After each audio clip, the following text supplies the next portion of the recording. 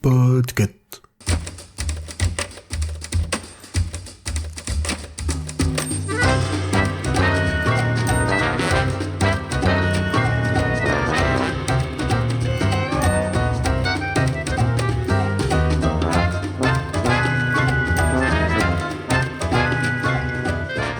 Bonjour, bonsoir, je suis Pomme de Podcut et aujourd'hui je vais vivement vous recommander de lire Les Passagers du Vent du BDiste français François Bourgeon.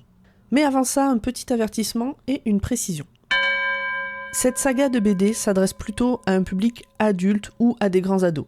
Je sais que cette série est présente dans des CDI de lycée, mais plus jeune, c'est peut-être trop jeune. Il y a parfois des scènes de viol et de violence qui ne sont pas particulièrement cachées.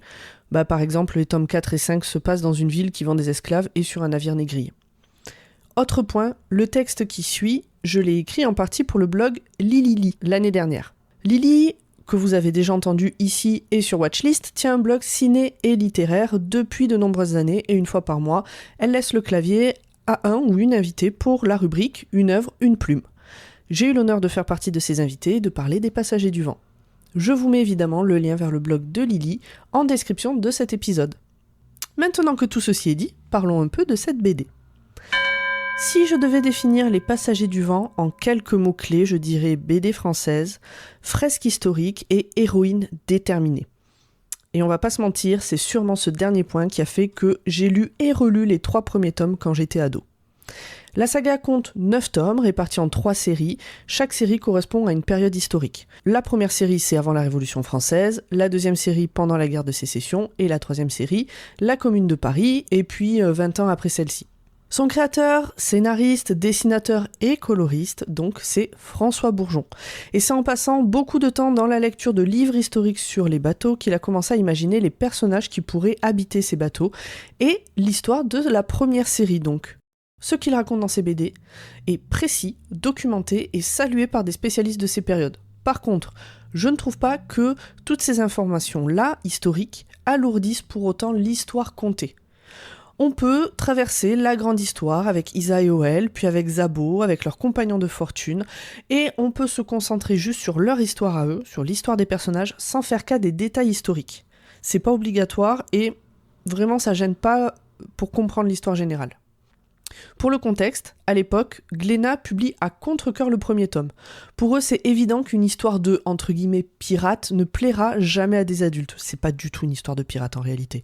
Mais bon, ils finissent par accepter et la BD a tellement de succès que la maison d'édition crée même un magazine de BD historique mensuel qui s'appelait Vécu.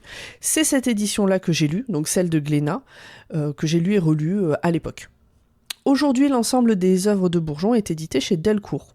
D'ailleurs, ils ont fait des intégrales. Un peu plus tôt, dans l'épisode, je disais avoir lu en boucle les 3 premiers tomes. Alors, pourquoi seulement les 3 premiers, me demanderez-vous ? Même si vous me le demandez pas, je vais quand même vous le dire.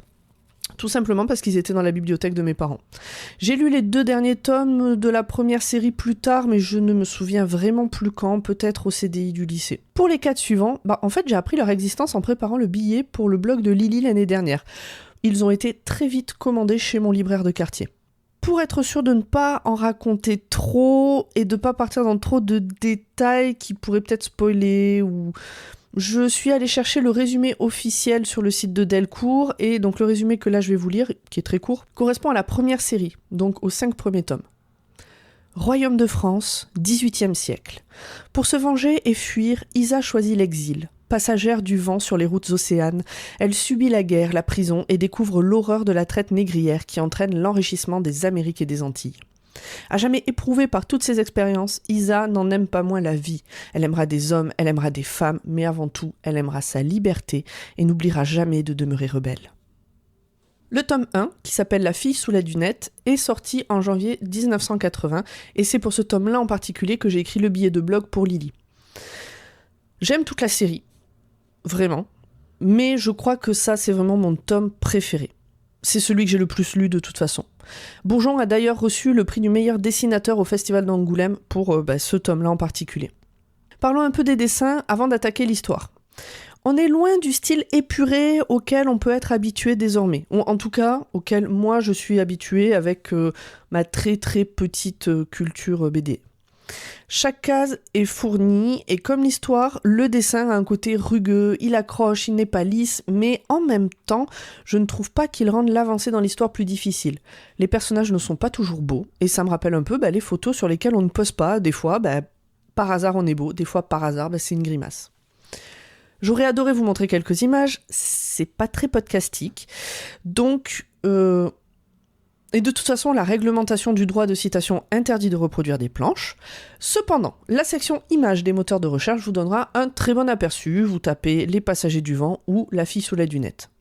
Ce premier tome, se passe début 1780 en huis clos sur un bateau de la Marine royale. Hoël, un gabier, c'est-à-dire un matelot chargé de l'entretien et de la manœuvre de la voilure, est persuadé d'avoir aperçu des femmes, a priori riches, dans les appartements du capitaine, ce qui est absolument impensable sur un bateau de ce type à cette époque. Je me demande même si on nous dit pas que c'est interdit. Bref, on lui fait bien comprendre qu'il a intérêt à oublier ce qu'il croit avoir vu, mais une de ces femmes va lui rendre visite déguisée en marin pour savoir ce qu'il sait exactement et ce qu'il compte faire de cette information. Cette femme n'est autre qu'Isabeau de Marnaille, dite Isa. Elle a toutes les qualités d'une héroïne. Elle est fidèle à elle-même et à ceux qu'elle considère être ses amis, elle est têtue, elle est rebelle, elle est bien foutue, elle est jeune, mais elle peut aussi être hargneuse, rancunière et manipulatrice lorsqu'elle l'estime nécessaire. L'histoire ne tombe pas dans le cliché de l'héroïne droite et irréprochable, la sainte parfaite. Alors que ces personnages ont des caractères et des histoires complexes, on pourrait reprocher à Bourgeon de dessiner des corps de femmes un peu stéréotypés. Taille fine, seins hauts, elles sont souvent nues aussi. Toutefois, je n'ai jamais eu l'impression de subir les fantasmes de l'auteur.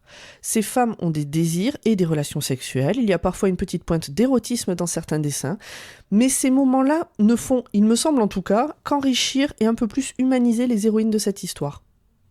On apprend très vite aussi qu'Isa n'a pas eu une enfance et une adolescence facile, elle a assez tôt été trahie, violentée et violée, car même si ce n'est pas ce qu'il a défini, vraiment pas du tout, ça fait partie de son histoire et ce n'est pas occulté. Sur ces points aussi, Bourgeon est précis. Les viols sont des viols, ils ne sont jamais érotisés, ils ne se complaît pas du tout dans ses passages. Revenons à Isa. C'est une femme qui n'est pas à la place à laquelle elle devrait être, ni sous cette dunette, ni sur ce bateau, ni dans la hiérarchie de la société, et du coup, elle décide qu'elle prendra la place qu'elle veut. Et c'est évidemment ça, je pense, qui m'a tant plu quand j'étais ado. Ça et son histoire avec Hoël, simple et directe, charnelle et amicale, loin des histoires d'amour compliquées, tordues et pas toujours saines dont on peut être abreuvé par les séries et les livres quand on a 15 ans. J'ai relu ce tome 25 ans plus tard, avant d'écrire ce texte, donc l'année dernière, et je me suis rendu compte que je n'avais pas tout compris à l'époque. Je n'avais notamment pas vu à quel point Isa peut être sournoise, je n'avais pas non plus compris tout ce qu'elle a subi. À chaque âge ses points d'accroche, et tant mieux. Ça m'a d'autant plus séduite de prendre conscience que cette héroïne n'est pas parfaite. Et donc c'est là que s'arrête ce que j'ai écrit pour le blog de Lily. Depuis, j'ai lu les tomes 6 et 7, qui se passent pendant la guerre de sécession en Louisiane, et les tomes 8 et 9, qui ont pour titre Le sang des cerises, et donc, comme je vous l'ai déjà dit, qui se passent entre le début de la commune et une vingtaine d'années plus tard. Vous vous doutez bien qu'on ne suit plus Isa et Hoël dans ces tomes-là, ils seraient beaucoup trop vieux. Je vous spoil un tout petit peu, mais on suit la descendance d'Isa, toujours des femmes, toujours des personnages complexes, comme tout être humain peut l'être. L'histoire est toujours présente en trame de fond, l'histoire avec un grand H, je veux dire, et comme pour la première série, c'est pas grave de ne pas s'arrêter dessus ou de ne pas tout maîtriser de ces périodes. La violence que peuvent subir des femmes de leurs époques est toujours présente également, et en même temps, il n'y avait aucune raison de l'édulcorer.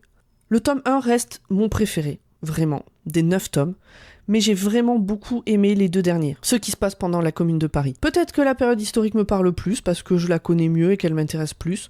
Peut-être parce que l'héroïne a mon âge, même si vraiment nos vies ne sont absolument pas comparables, je peux pas dire que je me reconnais dans ce qu'elle a pu vivre, absolument pas. Peut-être parce que des fois on sait pas pourquoi, et puis c'est pas grave, c'est comme ça. Bon, il me tarde maintenant de m'attaquer à la suite de l'œuvre de François Bourgeon, donc j'ai lu tous les livres des Passagers du Vent, je n'ai pas lu les livres qui sont en parallèle et qui rentrent un peu plus justement dans la partie historique de ce que vivent les personnages, mais il a écrit d'autres choses, d'autres styles, d'autres, j'allais dire époques, mais ces 2 autres séries que j'ai en tête sont dans des mondes et des période imaginaire, donc rien à voir avec de l'historique. J'ai d'ores et déjà le premier tome du cycle de Sian, qui s'éloigne de la BD historique, donc, puisque c'est du Planète Opéra, un des nombreux sous-genres de la science-fiction. Il est sur ma table de chevet, il n'attend qu'une accalmie dans ma pile à lire pour me sauter dans les mains. Je dois vous faire une confidence. J'ai dû prendre sur moi pour ne pas trop développer ce qu'il se passe dans chacun des 9 tomes de cette saga. C'est pour ça que je me suis concentrée sur les informations qu'on trouve sur internet et sur le tome 1 et vraiment pas plus.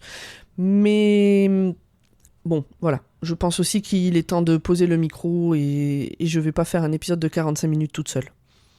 Allez jeter un œil au blog de Lily. Venez me dire ce que vous pensez des Passagers du Vent de François Bourgeon ou de cet épisode. Et n'oubliez pas que Choix-Pitre est un podcast du label Podcut, que le label se compose de plein de podcasts très différents les uns des autres, dont 4 nouveaux. Vous pouvez venir discuter avec nous sur Instagram ou sur Discord. Le label a également un Patreon si vous voulez nous soutenir d'une petite pièce. Et puis surtout, n'hésitez pas à parler de nous autour de vous, à la machine à café du boulot, à table avec les beaux-parents, et puis de nous mettre 5 étoiles et des commentaires un peu partout pour encore plus diffuser nos recos. Tous les liens de tout ce dont je viens de parler sont dans la description de cet épisode. À dans 15 jours pour une nouvelle reco sur un sujet qui n'a rien à voir par quelqu'un d'autre que moi, parce que Choix-Pitre est un podcast participatif. Et vous pouvez participer vous aussi si vous le souhaitez. À bientôt!